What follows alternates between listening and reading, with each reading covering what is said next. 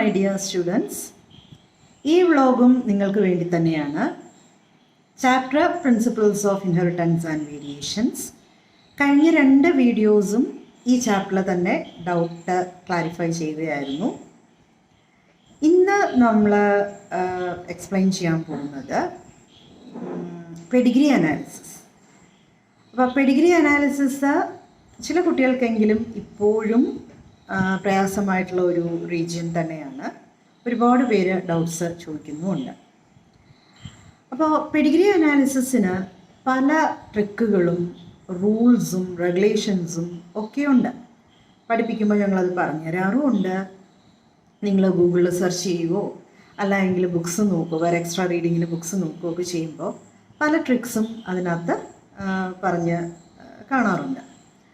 പക്ഷേ 2 ബുദ്ധിമുട്ടുകളാണ് ഇതിനുള്ളത്. ഒന്ന്, ഈ ട്രിക്സും റൂൾസും ഒക്കെ പഠിച്ചു വെച്ച് പെഡിഗ്രി അനാലിസിസിന് വേണ്ടി ഉപയോഗിക്കുക. അപ്പോൾ അത് പഠിച്ച് നമുക്കത് ഓർത്തിരിക്കാനുള്ളൊരു പ്രയാസം നേരിടാറുണ്ട്. ഇനി ഒരു റൂള് തന്നെ അല്ലെങ്കിൽ ഒരു ട്രിക്ക് തന്നെ ചിലപ്പോൾ 2 ഡിഫറെൻറ്റ് ടൈപ്സ് ഓഫ് പെഡിഗ്രിക്ക് ആപ്ലിക്കബിളായി പോയേക്കാം. അശ്രദ്ധ കൊണ്ടോ അല്ലാതെയോ ഒക്കെ തന്നെ ചിലപ്പോൾ നമുക്ക് എക്സാമിന് ഈ ട്രിക്കുകൾ കൊണ്ടോ അല്ലെങ്കിൽ റൂൾസ് കൊണ്ടോ ചിലപ്പോൾ നമുക്ക് തെറ്റായിട്ടുള്ളൊരു ആൻസറിലേക്ക് എത്തേണ്ടതായിട്ട് വരും. അപ്പോൾ അങ്ങനെയുള്ള യാതൊരു ബുദ്ധിമുട്ടുകളും ഇല്ലാത്ത ഒരു എളുപ്പ വഴിയാണ് ഞാനിന്ന് പറഞ്ഞു തരാൻ പോകുന്നത്. നിങ്ങൾക്ക് പലർക്കും ഈ വഴി അറിയാമായിരിക്കും. കാരണം ഡൗട്ടായിട്ട് ചോദിക്കുമ്പോഴെല്ലാം എക്സാം പോയിൻ്റ് ഓഫ് വ്യൂവിൽ ഞങ്ങൾ ഈ ഒരു സിമ്പിളായിട്ടുള്ള ഒരു വഴിയാണ് പറഞ്ഞു കൊടുക്കാറുള്ളത്. അപ്പോൾ അതറിയാത്തവർക്ക് വേണ്ടിയിട്ടാണ് കേട്ടോ ഇത്. അപ്പോൾ കഴിഞ്ഞ 2 വ്ളോഗിൽ പറഞ്ഞ എക്സ്പ്ലനേഷൻസിൻ്റെ ലിങ്ക് ഈ വീഡിയോയുടെ ഡിസ്ക്രിപ്ഷനിൽ ഇടുന്നതായിരിക്കും. അപ്പോൾ കഴിഞ്ഞ 2 വീഡിയോസ് കാണാത്ത കുട്ടികൾക്ക് ആ ലിങ്ക് കയറി അത് കാണാവുന്നതാണ് കേട്ടോ. അപ്പോൾ ഇത് ഇന്നിപ്പോൾ പറയുന്ന അല്ലെങ്കിൽ ഇന്ന് എക്സ്പ്ലെയിൻ ചെയ്യുന്ന കാര്യങ്ങൾ വളരെ ശ്രദ്ധിച്ച് കേൾക്കുക. ബുക്സ് എടുത്തിട്ട് കൂടുതൽ പെഡിഗ്രി ഇന്ന് പറഞ്ഞു തരുന്ന വഴിയിലൂടെ കണ്ടെത്താൻ ശ്രമിക്കുക. വളരെ സിമ്പിളായിട്ട് നമുക്ക് തെറ്റിപ്പോകില്ല എന്ന് 100% ഉറപ്പിച്ച് നിങ്ങൾക്ക് ഫോളോ ചെയ്യാവുന്ന ഒരു വഴിയാണ് പറഞ്ഞു തരാൻ പോകുന്നത്. ഓക്കെ, ശ്രദ്ധിച്ച് കേൾക്കുക. ഇതാ എക്സാമ്പിളായിട്ട് എടുത്തിരിക്കുന്ന പെഡിഗ്രിയാണ്. കമ്പാരിറ്റീവ്ലി വളരെ സിമ്പിളായിട്ടുള്ളൊരു പെഡിഗ്രിയാണ്. അപ്പോൾ ഇവിടെ ഫീമെയിൽ അഫക്റ്റഡ് ആണ്, മെയിൽ അഫക്റ്റഡ് അല്ല. അവർക്കുണ്ടായ ഒരു കുട്ടി പെൺകുട്ടിയാണ്, അവളും അഫക്റ്റഡ് അല്ല. അവൾ കല്യാണം കഴിച്ചിരിക്കുന്ന ആളും അഫക്റ്റഡ് അല്ല. പക്ഷെ അവർക്കുണ്ടായ കുട്ടികളിൽ ചിലർ അഫക്റ്റഡ് ആണ്. കല്യാണം കഴിച്ചിരിക്കുന്ന കേസ് നോക്കിയാലും ഒരു കുട്ടി കല്യാണം കഴിച്ചിരിക്കുന്ന ആൾ അഫക്റ്റഡ് ആണ്. അവരുടെ കുട്ടികളിലും അതായത് ആ ജനറേഷനിലും അഫക്റ്റഡ് ആയിട്ടുള്ള ഇൻഡിവിജ്വൽ കാണുന്നുണ്ട്. അപ്പോൾ ഇവിടെ നമ്മൾ യാതൊരു ട്രിക്കോ റൂളോ ഒന്നും യൂസ് ചെയ്യാതെ തന്നിരിക്കുന്ന 4 ഓപ്ഷൻസും ഈ പെഡിഗ്രിയുടെ ഓപ്ഷനാണ്, അല്ലെങ്കിൽ ആ ഓപ്ഷൻസ് ഓരോന്നും ഈ പെഡിഗ്രിയിലേക്ക് സബ്സ്റ്റിറ്റ്യൂട്ട് ചെയ്ത് നമ്മൾ ക്രോസ് ചെയ്ത് നോക്കുകയാണ് ചെയ്യുന്നത്. അപ്പോൾ ഇവിടെ തന്നിരിക്കുന്ന 4 options Y linked recessive, autosomal dominant, X linked dominant and autosomal recessive. അപ്പോൾ ആദ്യത്തെ ഓപ്ഷൻ നോക്കുക, വൈ ലിങ്ക്ഡ് റിസസീവ്. അതെന്തായാലും ഈ പെഡിഗ്രിക്ക് ആപ്ലിക്കബിൾ അല്ല എന്നുള്ളത് മനസ്സിലാക്കാൻ സാധിക്കും. കാരണം വൈ ലിങ്ക്ഡ് ക്യാരക്ടേഴ്സ് ആണുങ്ങളിലൂടെ മാത്രമേ ഇൻഹെറിറ്റ് ചെയ്യത്തുള്ളൂ. അതായത് അച്ഛനിൽ നിന്ന് മകനിലേക്കും പിന്നീട് അയാളിൽ നിന്ന് അയാളുടെ മകനിലേക്കും. ഇതിപ്പോൾ ആദ്യത്തെ ജനറേഷനിൽ തന്നെ ഫീമെയിലിനാണ് അഫക്റ്റഡ് കണ്ടീഷൻ കാണുന്നത്. അതുകൊണ്ട് തന്നെ ഫസ്റ്റ് ഓപ്ഷൻ ഇതിൽ ആൻസറായിട്ട് വരില്ല എന്നുള്ളത് നമുക്ക് മനസ്സിലാക്കി ഫസ്റ്റ് ഓപ്ഷൻ നമുക്ക് എലിമിനേറ്റ് ചെയ്യാം. അടുത്ത ഓപ്ഷൻ നോക്കിക്കേ, ഓട്ടോസോമൽ ഡോമിനൻറ്റ്. അപ്പോൾ നമുക്ക് തന്നിരിക്കുന്ന പെഡിഗ്രി ഓട്ടോസോമൽ ഡോമിനൻറ്റിൻ്റേതാണെന്ന് വിചാരിച്ചു കൊണ്ട് ലെറ്റേഴ്സ് ഉപയോഗിച്ച് നമുക്ക് ക്രോസ് ചെയ്ത് നോക്കാം. ഡോമിനൻ്റ് അലീലാണ് ഡിസോർഡർ ഉണ്ടാക്കുന്നത്, അല്ലെങ്കിൽ ആ ക്യാരക്ടർ എക്സ്പ്രസ് ചെയ്യിക്കുന്നത് ഡോമിനൻ്റ് അലീലാണ്. അതുകൊണ്ട് തന്നെ നമുക്ക് ഈ ഫീമെയിലിനെ ഹെട്രോസൈഗസ് ഡോമിനൻ്റ് ആയിട്ട് എടുക്കാം. കാരണം ഏതൊരു പെഡിഗ്രിയിലും ഒരു ജീനിൻ്റെ 2 അലീലിനും അടുത്ത ജനറേഷനിലേക്ക് പാസ് ചെയ്യാനുള്ള ഒരു പോസിബിൾ ജീനോടൈപ്പ് വേണം എടുക്കാൻ. അപ്പോൾ ഇനി മെയില് അൺഅഫക്റ്റഡ് ആണ്. അപ്പോൾ ഒരു ഡോമിനൻ്റ് അലീൽ പോലും മെയിലിന് പാടില്ല. അതുകൊണ്ട് തന്നെ മെയിലിൻ്റെ ജീനോടൈപ്പ് സ്മോൾ എ എന്ന് എടുക്കുക. ഇനി ഇവരെ ക്രോസ് ചെയ്ത് നോക്കിക്കേ. ഇവരുടെ കുട്ടികൾ ഏതൊക്കെ ജീനോടൈപ്പിൽ ഉണ്ടാകാനുള്ള സാഹചര്യങ്ങളാണുള്ളത്? Capital A and small a. അപ്പോൾ ക്യാപിറ്റൽ എ ആണെങ്കിൽ അഫക്റ്റഡ് ആയിരിക്കും, സ്മോൾ എ ആണെങ്കിൽ അൺഅഫക്റ്റഡ് ആയിരിക്കും. അപ്പോൾ ഈ പെഡിഗ്രിയിൽ തന്നിരിക്കുന്നത് ഇവർക്കൊരു കുട്ടിയുണ്ടായി, ഒരു പെൺകുട്ടി ഉണ്ടായി എന്നാണ്. തീർച്ചയായിട്ടും ആ പെൺകുട്ടിയുടെ ജീനോടൈപ്പ് സ്മോൾ എ എന്നായിരിക്കും. ഇനി ആ കുട്ടി കല്യാണം കഴിച്ച ആളും അൺഅഫക്റ്റഡ് ആണ്. അപ്പോൾ ഇത് ഡോമിനൻ്റ് ട്രെയ്റ്റിൻ്റെ പെഡിഗ്രി ആണ് എന്നാണ് നമ്മൾ കരുതിയിരിക്കുന്നത്. അപ്പോൾ തീർച്ചയായിട്ടും ആ പെൺകുട്ടി കല്യാണം കഴിച്ച ആൾ അൺഅഫക്റ്റഡ് ആയതുകൊണ്ട് തന്നെ ജീനോടൈപ്പ് സ്മോൾ എ തന്നെയായിരിക്കും. അവർക്ക് ഉണ്ടായ കുട്ടികൾ നോക്കുക. ഒരു അഫക്റ്റഡ് ആൺകുട്ടി ഉണ്ടായിട്ടുണ്ട്, ഒരു അൺഅഫക്റ്റഡ് പെൺകുട്ടി ഉണ്ടായിട്ടുണ്ട്, ഒരു അൺഅഫക്റ്റഡ് ആൺകുട്ടിയും ഉണ്ടായിട്ടുണ്ട്. പക്ഷേ ആ തേർഡ് ജനറേഷൻ്റെ പാരൻസ് എന്ന് പറയുന്ന രണ്ടാൾക്കാരും അൺഅഫക്റ്റഡ് ആണ്. അപ്പോൾ തീർച്ചയായിട്ടും അവർക്കുണ്ടാകുന്ന കുട്ടികളെല്ലാ പേരും അൺഅഫക്റ്റഡ് ആയിരിക്കണം എന്നുള്ളതാണ്. പക്ഷേ ഒരാൺകുട്ടിയും ഒരു പെൺകുട്ടിയും അഫക്റ്റഡ് ആണ്. അപ്പോൾ ഇതിൽ നിന്ന് നമുക്ക് വ്യക്തമായി മനസ്സിലാക്കാൻ പറ്റും ഈ പെഡിഗ്രി ഒരു ഓട്ടോസോമൽ ഡോമിനൻ്റ് ക്യാരക്ടറിൻ്റെ ഇൻഹെറിറ്റൻസ് കാണിക്കുന്ന പെഡിഗ്രി അല്ല. ഇനി അടുത്ത ഓപ്ഷൻ നോക്കാം, അതായത് മൂന്നാമത്തെ ഓപ്ഷൻ എക്സ് ലിങ്ക്ഡ് ഡോമിനൻ്റ്. അപ്പോൾ പെഡിഗ്രിയിലെ ഓരോ സിമ്പലിനും നമ്മൾ എക്സ് ലിങ്ക്ഡ് ഡോമിനൻ്റ് ക്യാരക്ടറാണ് എന്ന് പറഞ്ഞു വേണം ലെറ്റേഴ്സ് അസൈൻ ചെയ്ത് ക്രോസ് ചെയ്ത് നോക്കാനായിട്ട്. ഫീമെയിലിന് XX എന്നും മെയിലിന് XY എന്നും ഇട്ട് ക്രോസ് ചെയ്യാം. അപ്പോൾ ഫീമെയിൽ ഇവിടെ അഫക്റ്റഡ് ആണ്, നമ്മളിത് എക്സ് ലിങ്ക്ഡ് ഡോമിനൻ്റ് ആയിട്ടാണ് കൺസിഡർ ചെയ്തിരിക്കുന്നത്. അപ്പോൾ ഇവിടെയും നമ്മൾ ഹെട്രോസൈഗസ് ആയിട്ട് എടുക്കുക, അതായത് X capital A X small a. Male hemizygous ആയിരിക്കുമല്ലോ, അതായത് ഒരു എക്സേ ഉള്ളൂ, മറ്റേ ക്രോമസോം Y ആണ്.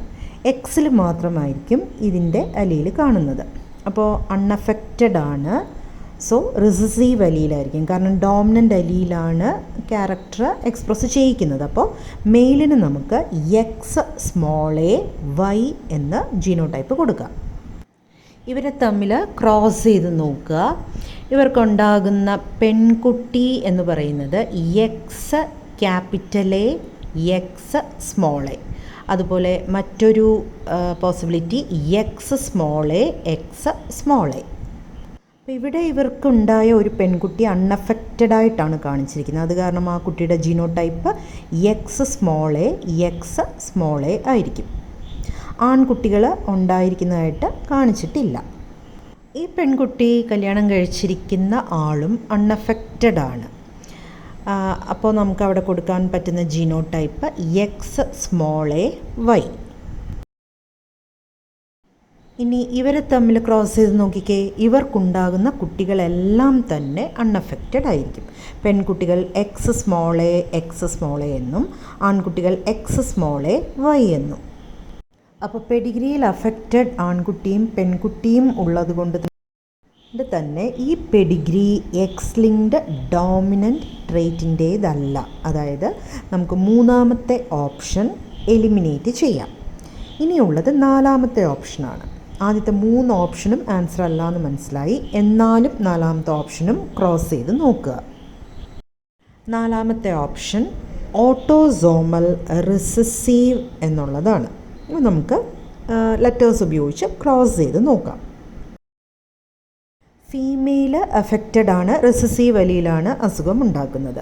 റിസസീവ് അലീലായതുകൊണ്ട് തന്നെ ഫീമെയിലിന് നമുക്ക് ഹോമോസൈഗസ് റിസസീവ്, അതായത് സ്മോൾ എ എന്ന ജീനോടൈപ്പ് കൊടുക്കാം. മെയിൽ അൺഅഫക്റ്റഡ് ആണ്.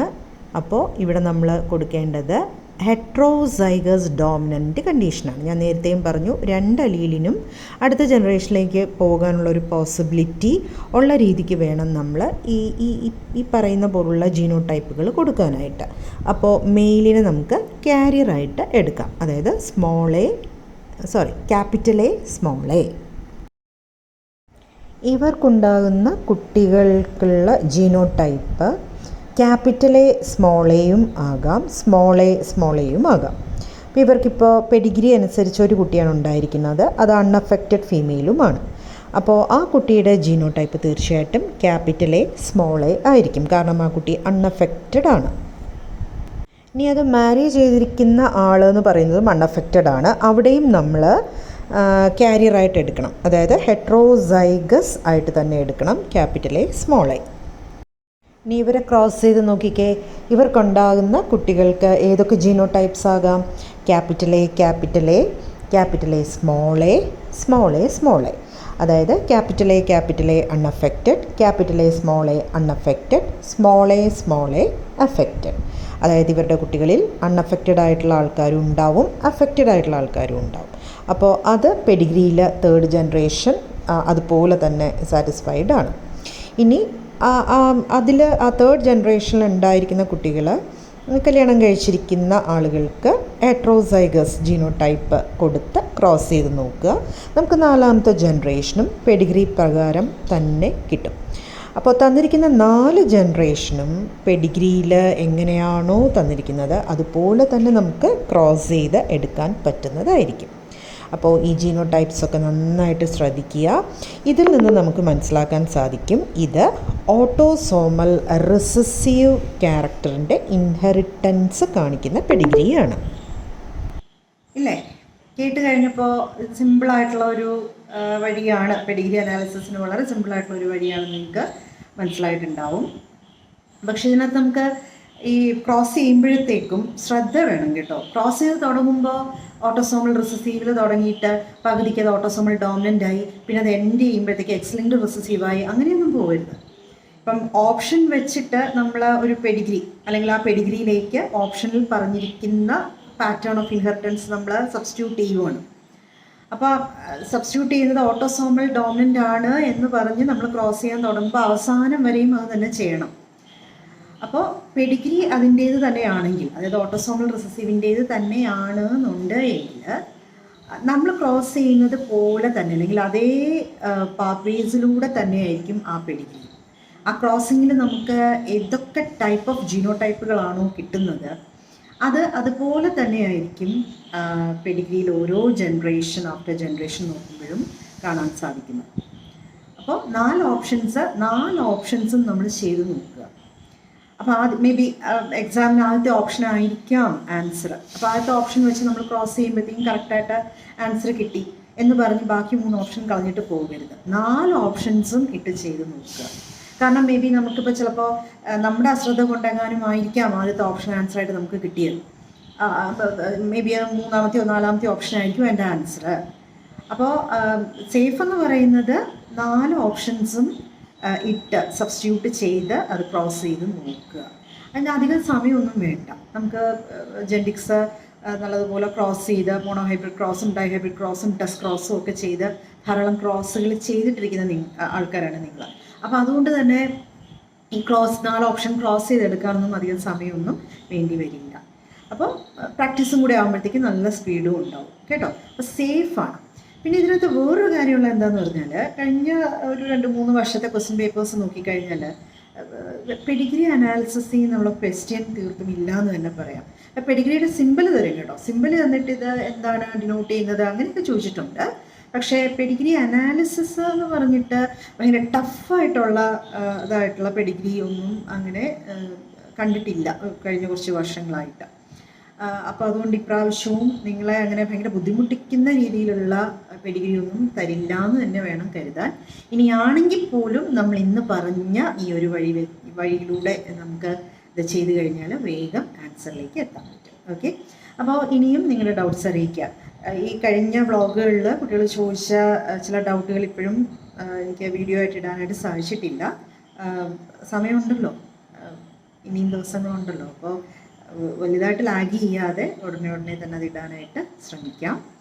അപ്പോൾ കമൻറ്റ് ചെയ്യുക. ഡൗട്ട്സ് എന്തെങ്കിലും ഉണ്ടെങ്കിൽ കമൻറ്റ് ബോക്സിൽ ഇടുക. ഇനി എന്തെങ്കിലും നിങ്ങൾക്ക് ഇതുപോലെ വീഡിയോ വേണമെങ്കിൽ ചോദിക്കുക. ഓക്കെ, അപ്പോൾ നന്നായിട്ട് പഠിക്കുക. Right, all the best for your examinations. Bye by.